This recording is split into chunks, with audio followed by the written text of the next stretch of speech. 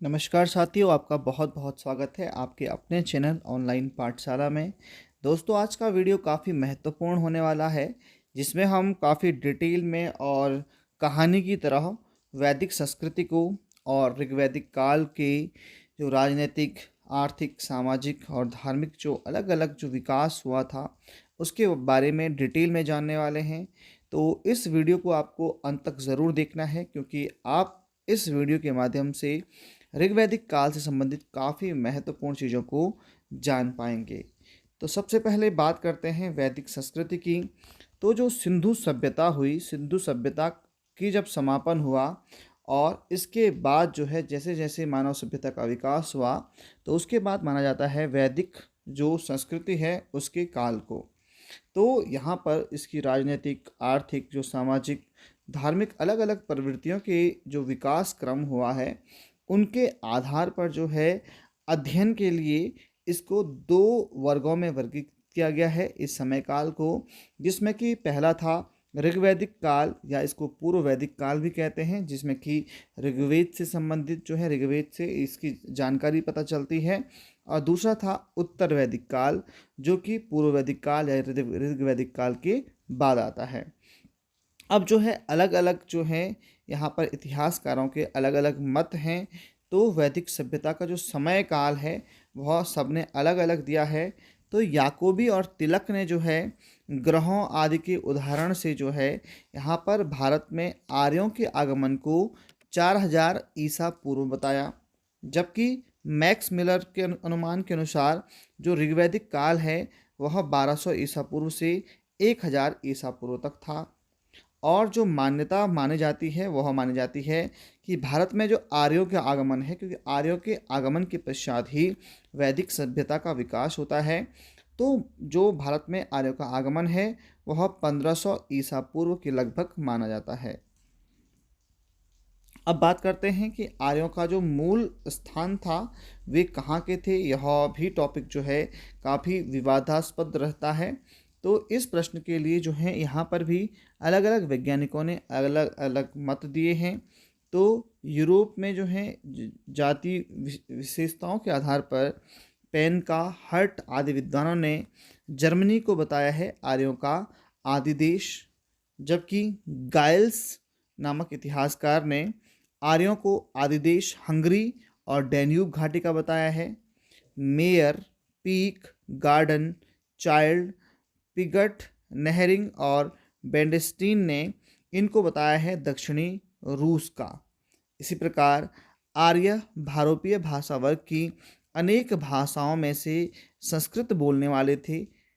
तो इनकी जो मुख्य भाषा थी वह संस्कृत थी। भाषा वैज्ञानिकों के अनुसार भारोपीय वर्ग की विभिन्न भाषाओं का प्रयोग करने वाले लोगों का संबंध शीतोष्ण जलवायु वाले ऐसे क्षेत्रों से था जो घास से आच्छादित जो थे, विशाल मैदान थे। तो कहा जाता है कि आर्य वहीं से आए थे। इसके बाद जो है यह निष्कर्ष निकाला जाता है इस मत पर कि जो भारोपीय जो वर्ग है अधिकांश भाषाओं में, क्योंकि भेड़िया, भालू, घोड़े जिस पशुओं का के बीच तथा भोज वृक्षों के लिए समान शब्दावली का प्रयोग किया है। तो भाषाविदों के अनुसार जो है अलग अलग मत दिए गए हैं। इस प्रकार जो साक्ष्य प्राप्त हुए हैं इन क्षेत्रों की पहचान कहाँ से होती है। आल्पस पर्वत के जो पूर्व क्या है यूराल पर्वत श्रेणी है, यहाँ पर एशियाई इलाके के पास जो स्टेपीज जो मैदान है यूरेशिया में है, यहाँ पर माना जाता है। तो पुरातात्विक साक्ष्यों के आधार पर इस क्षेत्र से एशिया और यूरोप के विभिन्न भागों की ओर बहिर्गामी प्रवासन प्रक्रिया के चिन्ह मिलते हैं। तो सबसे पहले जे.जी. रोड ने 1820 में एक ईरानी ग्रंथ है जेंदा अवेस्ता, तो इसमें बताया आर्यों को बैक्टीरिया, जो बैक्टीरिया है उसका बैक्टीरिया जो है बैक्टीरिया इसका मूल निवासी बताया। जबकि 1859 में प्रसिद्ध जर्मन के विद्वान मैक्स मिलर ने इनको बताया मध्य एशिया का।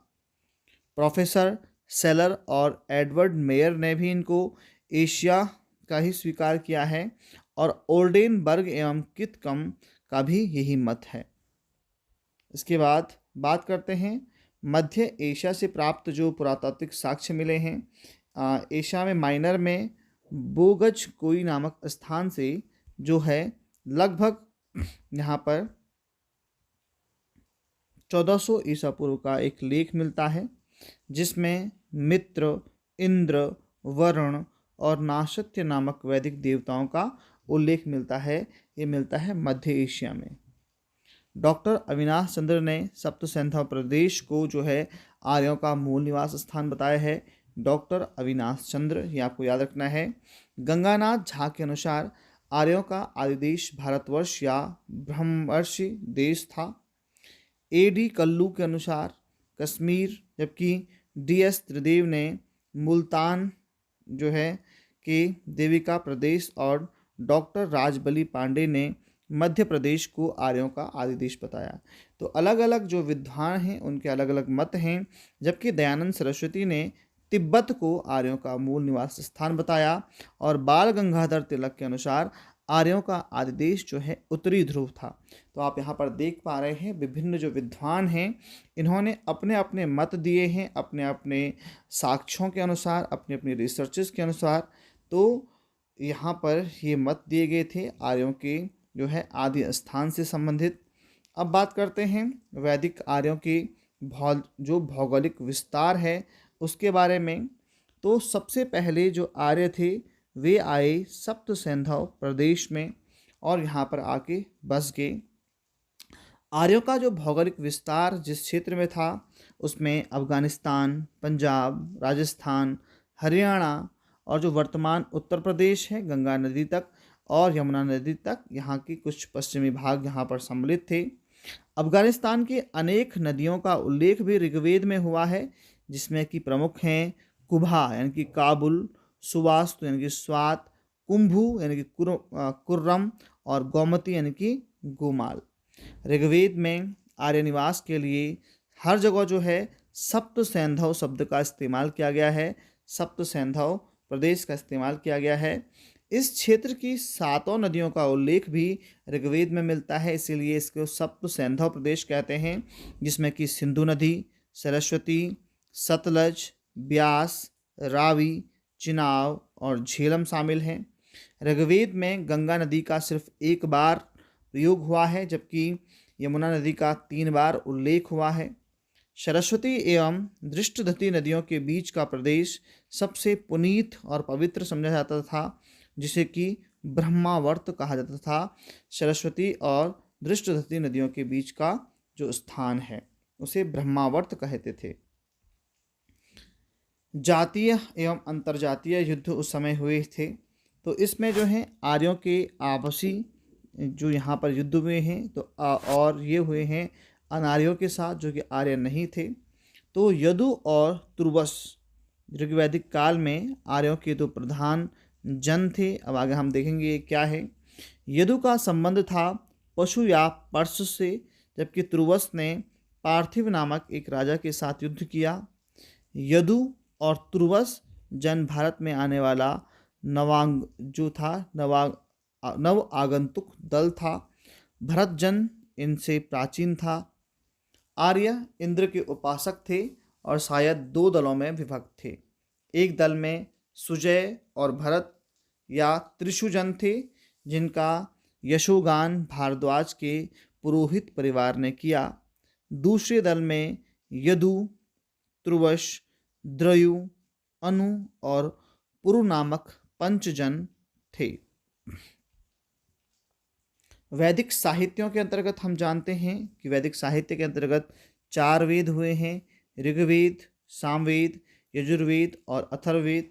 इन वेदों को भी हम अभी डिटेल में जानने वाले हैं और इसके साथ साथ ब्राह्मण ग्रंथ, आरण्यक, उपनिषद का परिगणन भी किया जाता है। वेदों का संकलनकर्ता माना जाता है महर्षि कृष्णद्वैपायन व्यास जी को। वेद शब्द का संस्कृत के विद धातु से बना हुआ है और जिसका अर्थ होता है ज्ञान प्राप्त करना या ज्ञान को जानना। वेद त्रयी के अंतर्गत प्रथम तीनों वेद अर्थात ऋग्वेद, सामवेद और यजुर्वेद आते हैं। वेदों को अपौरुषेय कहा जाता है। गुरु द्वारा शिष्यों को मौखिक रूप से कंठस्थ कराने के कारण वेदों को श्रुति की संज्ञा जाती है। यानी पहले जो हैं ये वेद गुरुओं के द्वारा केवल शिष्यों को सुनाए जाते थे और शिष्य उनको याद किया करते थे, इसीलिए इनको श्रुति की संज्ञा, इनकी सुनने वाला जो है इसकी संज्ञा दी जाती थी। बात करते हैं ऋग्वेद की। तो ऋग्वेद जो है इसमें देवताओं की स्तुति से संबंधित जो हैं रचनाएं हैं, इसका संग्रह है देवताओं की स्तुति के लिए। ऋग्वेद मानव जाति की प्राचीनतम रचना मानी जाती है। ऋग्वेद में 10 मंडल हैं और इसमें जो 2 से 7 मंडल हैं वे सबसे प्राचीन माने जाते हैं और पहला और जो 10वां मंडल है कहा जाता है कि इनको बाद में जोड़ा गया। इसमें जो हैं 1028 सूक्त हैं, ये आपको ध्यान रखना है। 1028 सूक्त हैं ऋग्वेद में। गृतमध, विश्वामित्र, वामदेव, भारद्वाज, अत्रि और वशिष्ठ आदि जो यहाँ पर हुए हैं, इन्होंने ऋग्वेद की रचना में इनका उल्लेख मिलता है। मंत्र रचयिताओं में स्त्रियों का भी नाम मिलता है, जिसमें कि प्रमुख हैं लोपामुद्रा, घोषा, सची, पोलोमी एवं कक्षावृत्ति, जिनको कि ऋग्वेद में मंत्र रचयिताओं में इनका नाम है। विद्वानों के अनुसार ऋग्वेद की रचना पंजाब में हुई। काफ़ी यहाँ पर ये जानकारी योग्य है। ऋग्वेद की रचना काल के संबंध में विभिन्न विद्वानों के अलग अलग मत हैं। मैक्स मुलर के अनुसार 1200 ईसा पूर्व से 1000 ईसा पूर्व के बीच में हुआ। जैकोबी के अनुसार 3री सहस्राब्दी ईसा पूर्व हुआ। बाल गंगाधर तिलक के अनुसार 6000 ईसा पूर्व के लगभग हुआ और विंटरनिच के अनुसार 2500 से 2000 ईसा पूर्व हुआ। तो लेकिन जो है इसकी जो है यहाँ पर 1500 से 1000 के बीच की अवधि जो है ऋग्वैदिक काल की प्रमाणिक अवधि मानी जाती है।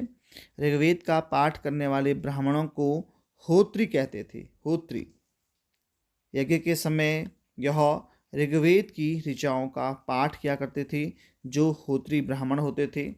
और अशतो माँ सद्गमय जो ये श्लोक है ये भी ऋग्वेद से ही लिया गया है। बात करते हैं यजुर्वेद की। तो यजुर्वेद का अर्थ यजु से लिया गया है और यजु का अर्थ होता है यज्ञ, अर्थात यजुर्वेद में अनेक प्रकार की यज्ञ विधियों का वर्णन मिलता है। इसे अध्वर्यवेद भी कहते हैं। यह वेद जो है 2 भागों में विभाजित है, कृष्ण यजुर्वेद और शुक्ल यजुर्वेद। कृष्ण यजुर्वेद की 4 शाखाएं हैं, काठक, कपिंठल, मैत्रायणी, तैत्तिरीय। यजुर्वेद की 5वीं शाखा को वाजसनेयी कहा जाता है, जिसे शुक्ल यजुर्वेद के अंतर्गत रखा गया है। यजुर्वेद जो है कर्मकांड प्रधान है और इसका पाठ करने वाले ब्राह्मणों को अध्वर्यु कहा जाता है। जैसे कि ऋग्वेद के पाठ करने वालों को होत्री कहते हैं, वैसे ही यजुर्वेद के पाठ करने वाले ब्राह्मणों को अध्वर्यु कहते हैं। ये आप याद रख सकते हैं। इसके बाद बात करते हैं सामवेद की। तो सामवेद का अर्थ है, साम का अर्थ होता है गान, यानी कि संगीत, यानी कि गाना। यज्ञ के अवसर पर देवताओं की स्तुति करते हुए सामवेद की ऋचाओं का गान करने वाले ब्राह्मणों को उद्गात्र कहते थे। सामवेद में कुल 1810 ऋचाएँ हैं, 1810। इसमें से अधिकांश ऋग्वैदिक ऋचाओं की पुनरावृत्ति हैं। मात्र 78 ऋचाएँ नई और मौलिक हैं। सामवेद 3 शाखाओं में विभाजित है, कौथुम, राणायनीय और जैमिनीय। बात करते हैं अथर्ववेद की। तो अथर्ववेद जो है इसकी रचना अथर्वा ऋषि ने की थी। इसकी 2 शाखाएं हैं, सौनक और पिपलाद। अथर्ववेद में 12 अध्याय हैं। इसमें 731 सूक्ति और 6000 के लगभग मंत्र हैं। अथर्ववेद में रोग निवारण, राजभक्ति, विवाह, प्रणय गीत, मारण, उच्चारण, मोहन आदि के मंत्र हैं। भूत प्रेतों, अंधविश्वासों का उल्लेख भी यहाँ मिलता है। साथ साथ यहाँ पर बहुत सारी प्रकार की औषधियों का भी वर्णन मिलता है अथर्ववेद के अंतर्गत। अथर्ववेद में विभिन्न राज्यों का वर्णन प्राप्त होता है, जिसमें कुरु प्रमुख है। इसमें परीक्षित को कुरुओं का राजा माना जाता है एवं कुरुदेश की समृद्धि का वर्णन अथर्ववेद में प्राप्त होता है। वेदों के बाद आते हैं ब्राह्मण ग्रंथ पर। तो ब्राह्मण ग्रंथ में वैदिक संहिताओं के कर्मकांड के व्याख्यान के लिए ब्राह्मण ग्रंथों की रचना हुई। इसका अधिकांश भाग जो है वह गद्य में है। प्रत्येक वैदिक संहिता के लिए अलग अलग ब्राह्मण ग्रंथ हैं। ऋग्वेद से संबंधित जो ब्राह्मण ग्रंथ हैं वे हैं ऐत्रेय और कौशिकी। यजुर्वेद से संबंधित ब्राह्मण ग्रंथ हैं तैत्तिरीय और शतपथ। सामवेद से संबंधित ब्राह्मण ग्रंथ है पंचविश और अथर्ववेद से संबंधित ब्राह्मण ग्रंथ है गौपथ। तो आप समझे होंगे ब्राह्मण ग्रंथ जो हैं वे क्या हैं। ये जो अलग अलग जो वेद हैं इन वेदों का व्याख्यान किया गया गद्य के रूप में। तो ये अलग अलग ब्राह्मण ग्रंथों के रूप में संकलित हुए। ब्राह्मण ग्रंथों से हमें परीक्षित के बाद और बिंबिसार से पहले की घटनाओं का पूर्ण ज्ञान होता है। ऐत्रेय ब्राह्मण में राज्याभिषेक के नियम प्राप्त हैं। शतपथ ब्राह्मण में गंधार, शल्य, कैकय, कुरु, पांचाल, कौशक, विदेह आदि का उल्लेख प्राप्त होता है। अब आरण्यक की बात करते हैं। तो ये आरण्यक क्या चीज़ है। तो आरण्यकों में कर्मकांड की अपेक्षा ज्ञान पक्ष को अधिक महत्व दिया गया है। वर्तमान में 7 आरण्यक उपलब्ध हैं। ऐत्रेय, तैत्तिरीय, सांख्यायन, मैत्रायणी, माध्यन्दी और तल्वकार आरण्यक उपनिषद। उपनिषदों में जो प्राचीनतम दार्शनिक विचारों का संग्रह है। 7वां जो आरण्यक है वो है उपनिषद, जिसमें कि प्राचीनतम जो दार्शनिक विचार हैं उनका संग्रह मिलता है। ये विशुद्ध रूप से ज्ञान पक्ष को प्रस्तुत करते हैं। सृष्टि के रचयिता ईश्वर, जीव आदि पर दार्शनिक विवेचन इन ग्रंथों में उपलब्ध होता है। अपनी सर्वश्रेष्ठ शिक्षा के रूप में उपनिषद हमें यह बताते हैं कि जीवन का उद्देश्य मनुष्य की आत्मा का विश्व की आत्मा से मिलना है। मुख्य उपनिषद हैं ईश, कैन, कठ, प्रश्न, मुंडक, मांडुक्य, तैत्तिरीय, ऐत्रेय, छांदोग्य, बृहदारण्यक, श्वेताश्वर और कौशिकी। भारत का प्रसिद्ध आदर्श राष्ट्रीय वाक्य सत्यमेव जयते जो है वह मुंडकोपनिषद से लिया गया है। ये बात ध्यान रखना है। नेक्स्ट है वेदों के ब्राह्मण, आरण्यक और उपनिषद। अभी हमने इनको आपको डिवाइड करके बताया था। तो जो विभिन्न वेद हैं उनका वर्गीकरण हुआ ब्राह्मण में, आरण्यक में, उपनिषदों में, उपवेदों में और प्रवर्तक जो हुए हैं उनके बारे में यहाँ पर बताया गया है। तो ऋग्वेद जो है उसके ब्राह्मण ऐत्रेय और कौतिकी हैं। आरण्यक भी ऐत्रेय कौतिकी हैं और उपनिषद इसी तरह से ये हैं। उसका जो उपवेद है, ऋग्वेद का जो उपवेद है वह है आयुर्वेद और जो इसके प्रवर्तक हैं वह हैं प्रजापति। सामवेद के जो ब्राह्मण हैं वो हैं पंचविश ब्राह्मण, तांड्य ब्राह्मण, षटविश ब्राह्मण और जैमिनीय ब्राह्मण। आरण्यक जो है छांदोग्य और जैमिनीय हैं। इसका जो उपवेद है वह है गंधर्व वेद और इसके जो प्रवर्तक हैं सामवेद के वो हैं नारद। यजुर्वेद तैत्तिरीय और शतपथ ब्राह्मण हैं। इसके जो उपवेद है, इसका उपवेद है धनुर्वेद और इसके जो प्रवर्तक हैं यह हैं विश्वामित्र। अगला जो वेद है वह है अथर्ववेद। इसमें जो है गौपथ ब्राह्मण है और उपनिषद है मुंडकोपनिषद, प्रश्नोपनिषद और उपवेद है शिल्पवेद और जो इसके प्रवर्तक हैं यह हैं विश्वकर्मा। तो ये आपको ध्यान रखना है, अलग अलग वेद, उसके उपवेद और उसके प्रवर्तक, ये काफ़ी इम्पोर्टेंट है। अब बात करते हैं ऋग्वैदिक काल के सामाजिक स्थिति की। तो ऋग्वैदिक काल में सामाजिक जो स्थिति थी, यहाँ की जो न्यूनतम इकाई थी वह थी परिवार। सामाजिक संरचना का आधार जो था वो था सगोत्रता, यानी कि समान गोत्र के लोग जो थे एक ही परिवार में होते थे। व्यक्ति की पहचान उसके गोत्र से होती थी। परिवार में कई पीढ़ियां एक साथ रहती थी। नाना नानी, दादा दादी, नाती पोते आदि सभी के लिए नत्री शब्द का प्रयोग हुआ है। परिवार पितृसत्तात्मक होते थे। पिता के अधिकार जो थे वो असीमित थे। वह परिवार के सदस्यों को कठोर से कठोर दंड दे सकता था। ऋग्वेद में एक स्थान पर ऋजाश्व का उल्लेख है कि जिसे उसके पिता ने अंधा बना दिया था। इतना कठोर दंड दिया कि उसे अंधा बना दिया। ऋग्वेद में ही सुनशेष का विवरण है कि उसके पिता ने उसे बेच दिया। ऋग्वेद में परिवार के लिए कुल का नहीं बल्कि ग्रह का प्रयोग हुआ है। जीवन में स्थायित्व का जो यहाँ पर वो था कम था। मवेशी, रथ, दास, घोड़े आदि का दान करने का उदाहरण तो प्राप्त होता है, लेकिन भूमि दान का यहाँ पर उदाहरण प्राप्त नहीं होता है। अचल संपत्ति के रूप में भूमि एवं ग्रह अभी स्थान यहाँ पर नहीं बना था। समाज काफ़ी हद तक कबीलाई था, समतावादी था। समाज में महिलाओं को सम्मानपूर्वक स्थान मिलता था। स्त्रियों की शिक्षा की व्यवस्था थी। अपाला, लोपामुद्रा, विश्ववारा, घोषा आदि नारियों के मंत्र दृष्टा होकर ऋषि पद प्राप्त करने का उल्लेख प्राप्त होता है।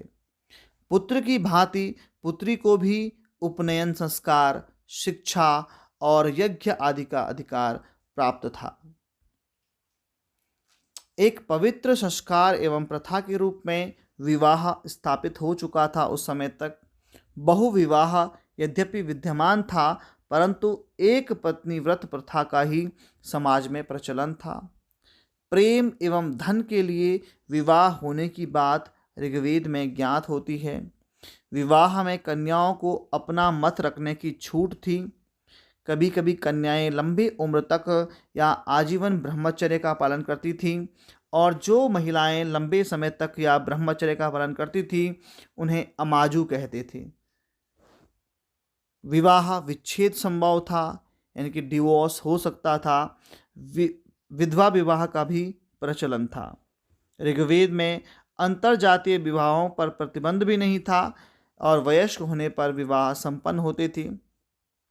कन्या की विदाई के समय उपहार एवं द्रव्य दिए जाते थे, जिसे वहातु कहते थे। स्त्रियां पुनर्विवाह कर सकती थीं। ऋग्वेद में उल्लेख आया है कि वशिष्ठ उनके पुरोहित हुए और त्रिस्तुओं ने उन्नति की। भरत लोगों के राजवंश का नाम त्रिस्तु मालूम पड़ता है, जिसके सबसे प्रसिद्ध प्रतिनिधि दिवोदास और उसका पुत्र या पौत्र था सुदास। ऋग्वेद महत्वपूर्ण नदी तथा क्रमशः सिंधु तथा सरस्वती सर्वाधिक पवित्र नदियाँ थीं, और एकमात्र पर्वत मूजवंत या हिमांचल प्रमुख देवता इंद्र माना जाता है। यज्ञों में जो है पशुओं की बलि का भी उल्लेख मिलता है। समाज पितृसत्तात्मक वर्ण व्यवस्था नहीं थी। स्त्रियों की दशा काफ़ी बेहतर थी। यज्ञों में भाग ले सकती थी, शिक्षा ग्रहण कर सकती थी। सामाजिक स्थिति के अंतर्गत विधवा विवाह, अंतरजातीय विवाह, पुनर्विवाह, नियोग प्रथा प्रचलित थी। पर्दा प्रथा प्रचलित नहीं थी। वास, अधिवास और निविजन आर्य लोग जनों में विभक्त थे। इनका मुखिया राजा होता था। राजा को जनता के द्वारा चुना जाता था। मुख्य पदाधिकारी थे।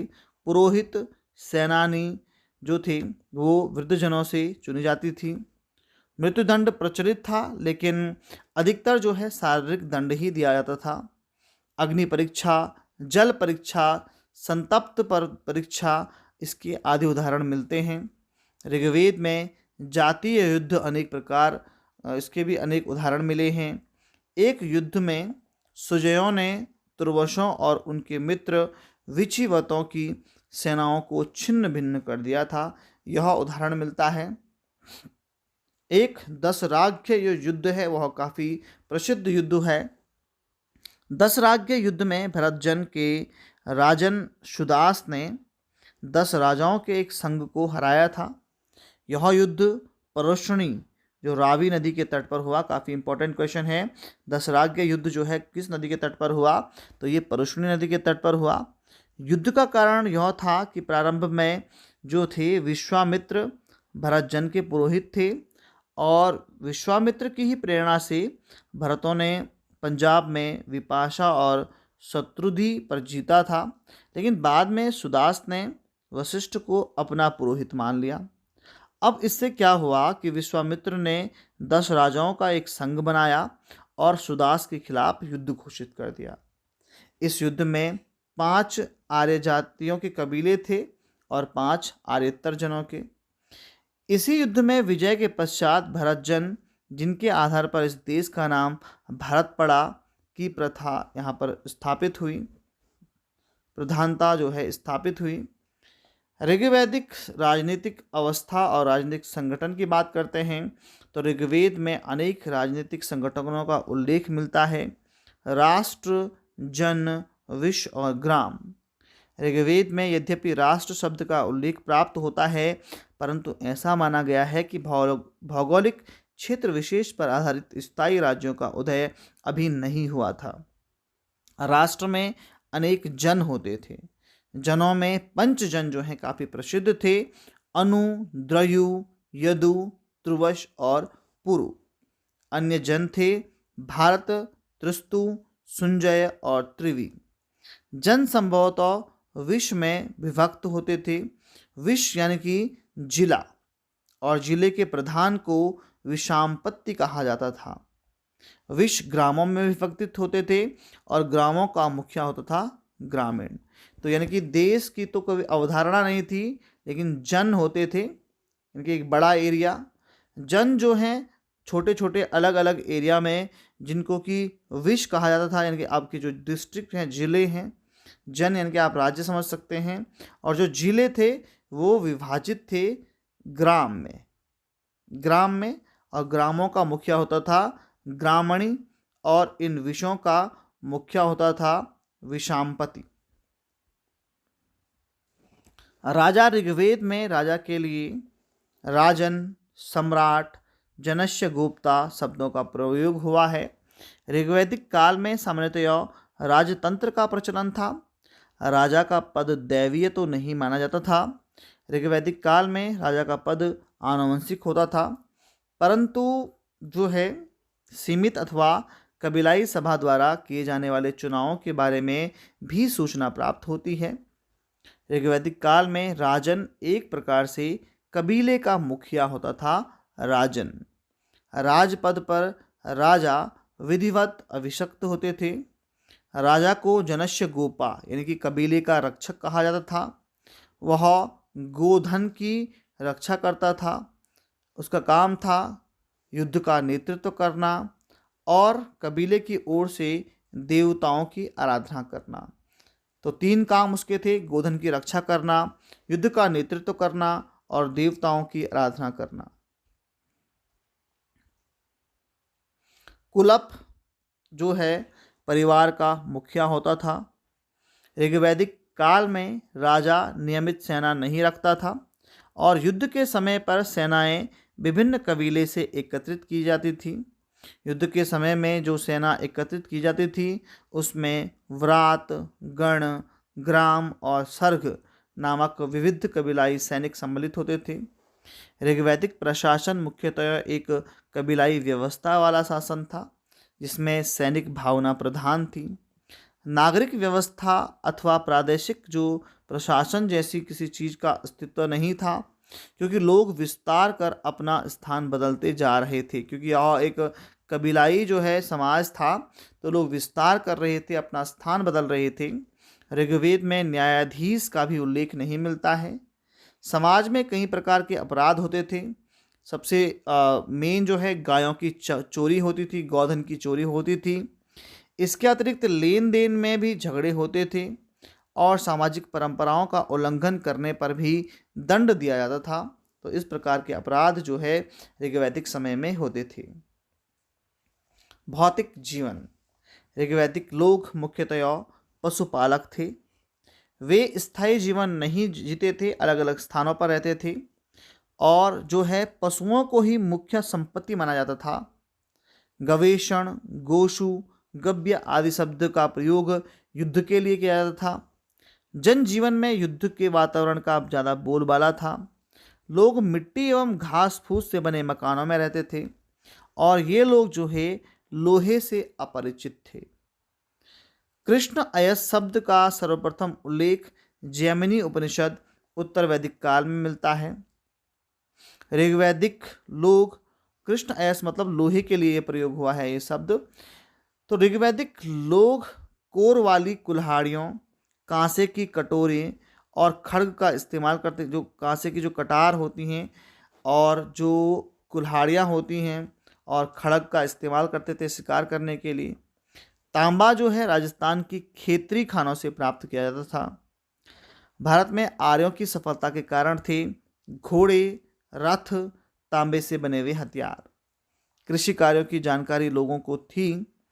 भूमि को सुनियोजित पद्धति का नियोजित संपत्ति का रूप नहीं माना जाता था।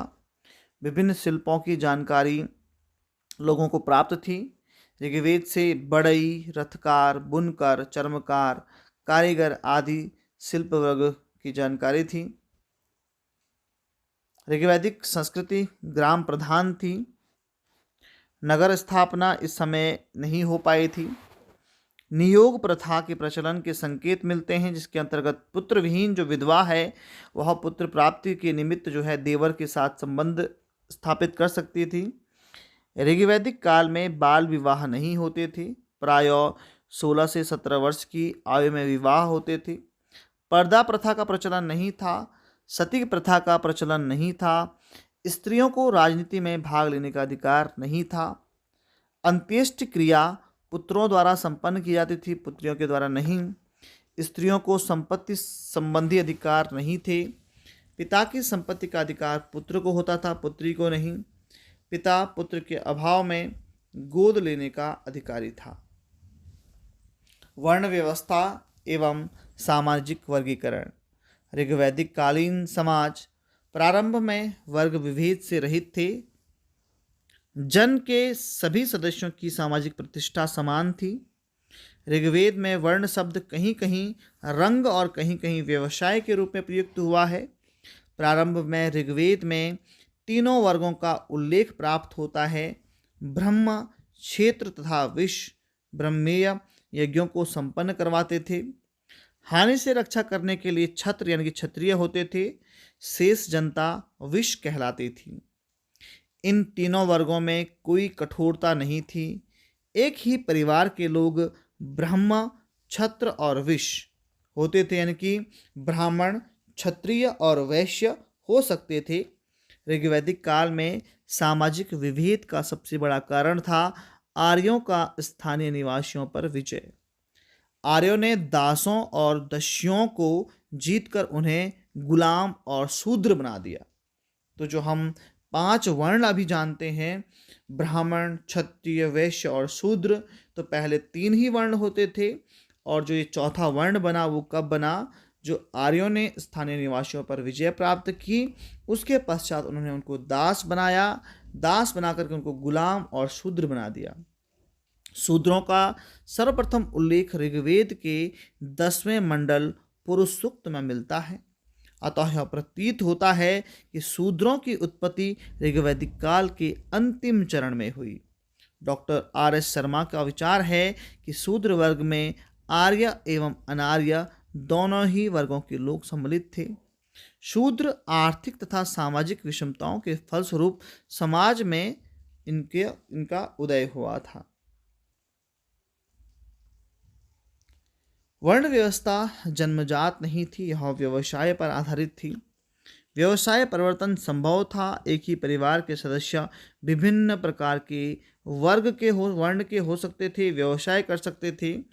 और एक वैदिक ऋषि अंगिरस ने ऋग्वेद में कहा है कि मैं कवि हूँ, मेरे पिता वैद्य हैं और मेरी माँ अन्न पीसने वाली हैं। अर्थात ये आप समझ सकते हैं कि एक ही परिवार के लोग अलग अलग वर्णों के अलग अलग वर्गों के कार्य कर सकते थे। अतः वर्ण व्यवस्था पारिवारिक सदस्यों के बीच भी अंतः परिवर्तनीय थी।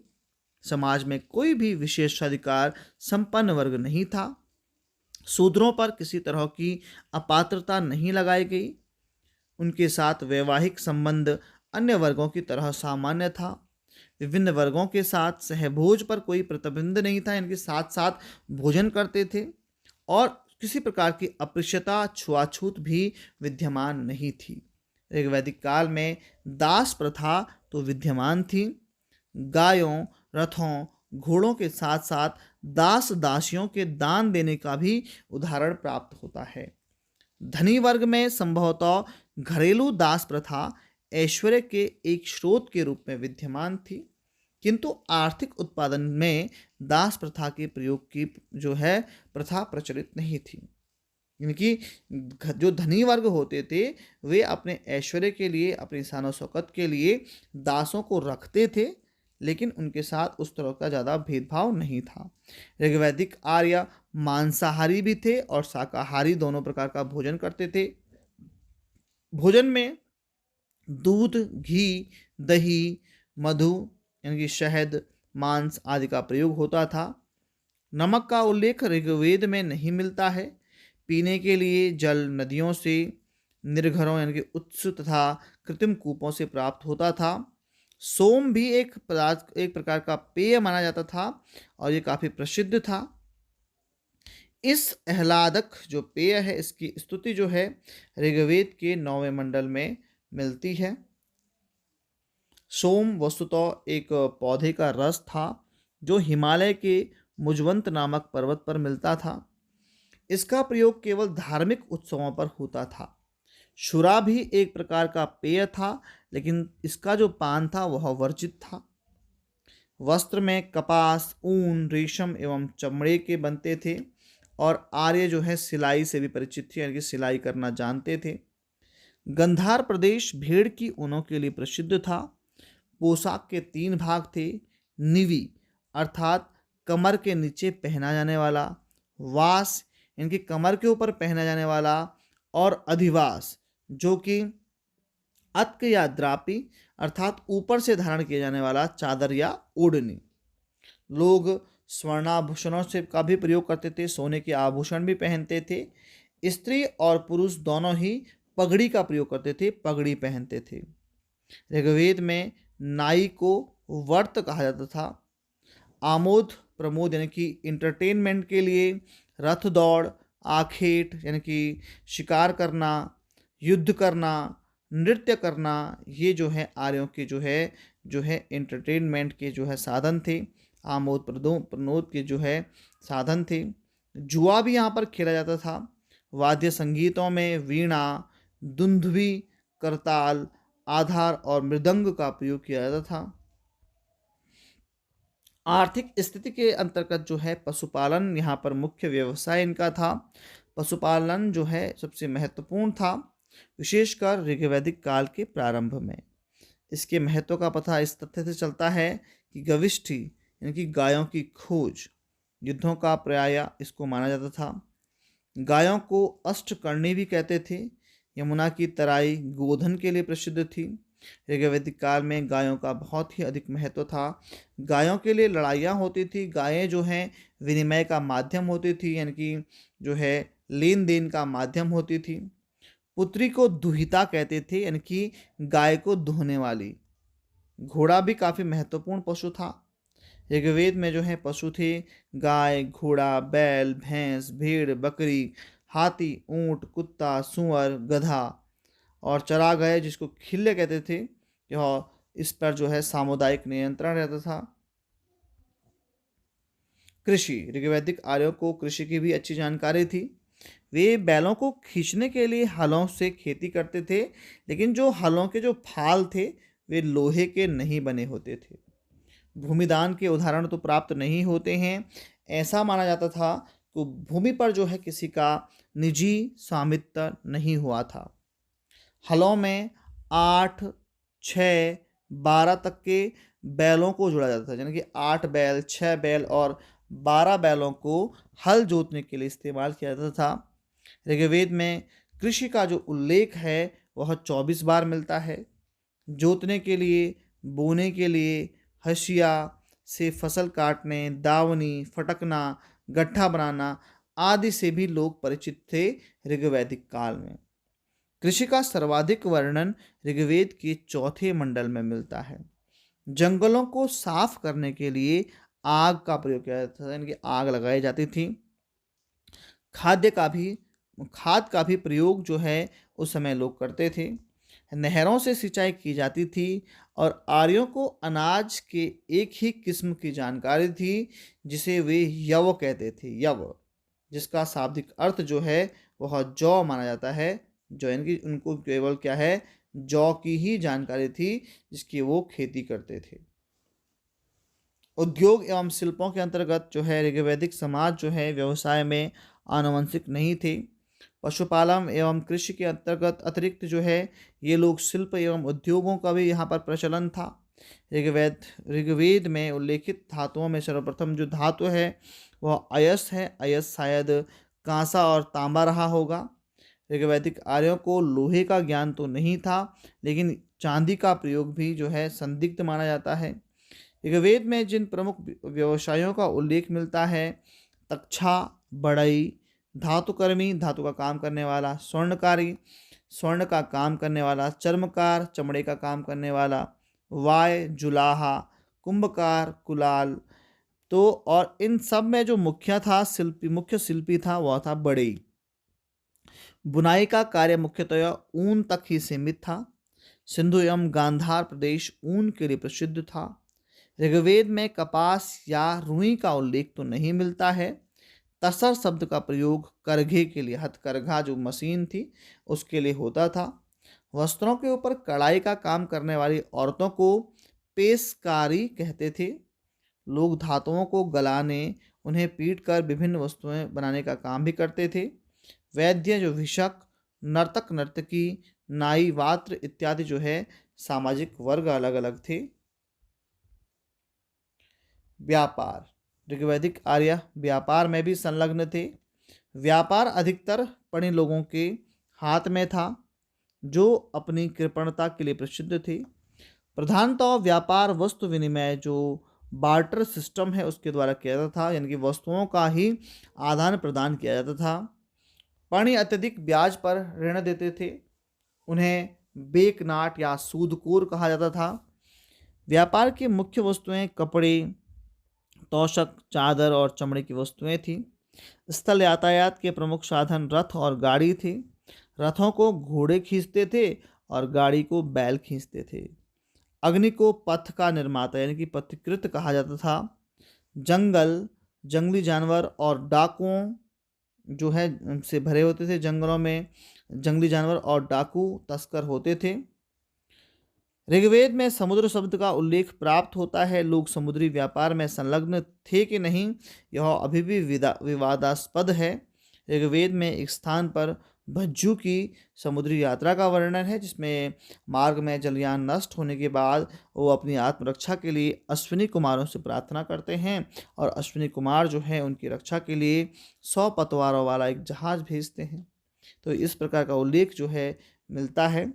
विनिमय, गाय, मूल्य की प्रमाणिकता और इकाई थी, यानी कि आदान प्रदान करना है किसी सामान, तो गाय जो है यहाँ पर बहुत ही महत्वपूर्ण भूमिका था, विनिमय का माध्यम था। खरीद फरोख्त के अधिकतर सौदे प्रायः वस्तु विनिमय से होते थे, हम कई बार बता चुके हैं। निष्क जो सोने का एक प्रकार का हार होता था, उसका इस्तेमाल भी जो है किया जाता था आदान प्रदान में, वस्तु विनिमय में। बाजार पर आधारित मुद्रा व्यवस्था का प्रचलन अभी नहीं हुआ था। ये मुद्रा कोई भी नहीं थी, कोई भी जो है करेंसी उस समय उपलब्ध नहीं थी, उसकी जानकारी प्राप्त नहीं थी। ऋग्वैदिक धर्म, ऋग्वैदिक आर्यों के प्रधान देवता प्राकृतिक शक्तियों के व्यक्तित्व के जो है अपना उद्गम मानते हैं। वैदिक देवता अधिकांशतः प्राकृतिक शक्तियों के मानवीकृत रूप थे, यानी कि प्रकृति में जो चीज़ें हैं उन्हीं का रूप थे। धार्मिक विकास के तीनों रूप बहुदेववाद, एकेश्वरवाद और एकात्मकवाद। ऋग्वैदिक देवताओं को 3 कोटियों में विभक्त किया गया था। स्वर्ग के देवता दोष, अरुण, आय, मित्र, सूर्य, श्रविता, पूषण, विष्णु, अदिति, उषा और अश्विन। अंतरिक्ष के देवता इंद्र, रुद्र, मरुत, वात, पज्जेय और पृथ्वी के देवता अग्नि, सोम और पृथ्वी, इनको माना जाता था। ऋग्वेद का सर्वप्रमुख जो देवता इंद्र था, इसे पुरंदर कहा जाता था। यह बादल और वर्षा का देवता था। ऋग्वेद में इंद्र की स्तुति में जो है 250 सूक्त हैं इंद्र की स्तुति में। दूसरा महत्वपूर्ण देवता था अग्नि। यह मानव एवं देवताओं के बीच मध्यस्थ की भूमिका निभाता था, यानी कि मानव अग्नि के माध्यम से देवताओं से मिल सकता है यज्ञ करके और इस तरह से। तीसरा प्रमुख देवता वरुण को माना जाता है। यह जलनिधि का देवता था और ऋतस्य गोपा अर्थात ऋत का रक्षक था। इसे प्राकृतिक घटनाओं का संयोजक माना जाता था और यह स्वीकार किया गया कि सब कुछ जो है विश्व में इसी की इच्छा के अनुसार होता है। सोम जो है वह वनस्पति का देवता था। ऋग्वेद के जो 9वें मंडल है इसमें इसका संबंध मिलता है, सोम का वर्णन मिलता है। मरुत तूफान का प्रतिनिधित्व करते थे। सूर्य की स्तुति प्रसिद्ध गायत्री मंत्र में सावित्री देवता के रूप में हुई है। पूषण मार्गो चरवाहा जो है, पूषण जो देवता थे वो मार्गों, चरवाहों और भूले भटके पशुओं का अभिभावक यानी कि देवता माना जाता था। रुद्र जो है सदाचार, दुराचार, निरपेक्ष का देवता माना जाता था। उषस और अदिति नामक देवियाँ उषा काल का प्रतिनिधित्व करती थी। शाम का जब शाम होती है उसका प्रतिनिधित्व करते थे। दर्शन का प्रारंभ ऋग्वेद में 10वें वर्णन में मिलता है। ऋग्वेदिक आर्य प्रवृत्ति मार्गी थे। उनके जीवन में संन्यास और गृह त्याग का स्थान नहीं था।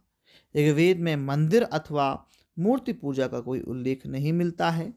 देवों की आराधना मुख्यतः स्तुति पाठ और यज्ञ आहुतियों से होती थी। यज्ञ में दूध, अन्न, घी, मांस और सोम की आहुतियां दी जाती थी।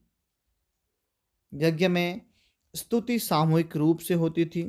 यज्ञ एवं स्तुति अत्यंत सरल तरीके से होते थे, इसमें ज़्यादा जटिलता नहीं थी। ऋग्वेदिक ऋषि आत्मवादी था। वह आत्मा में विश्वास करता था। पुनर्जन्म की भावना अभी विकसित नहीं हुई थी। ऋग्वेद में अमरता का उल्लेख है। ऋग्वेदिक लोग जो है वह आध्यात्मिक उन्नति अथवा मोक्ष के लिए देवी देवताओं की आराधना नहीं करते थे, अपितु वे देवी देवताओं की अर्चना और आराधना करते थे संतान प्राप्ति के लिए, पशुओं के लिए, अन्न, धन और स्वास्थ्य के लिए जो है वे देवताओं की आराधना करते थे। तो यहाँ पर हम काफ़ी जानकारी जुटा चुके हैं हमारे ऋग्वैदिक काल की।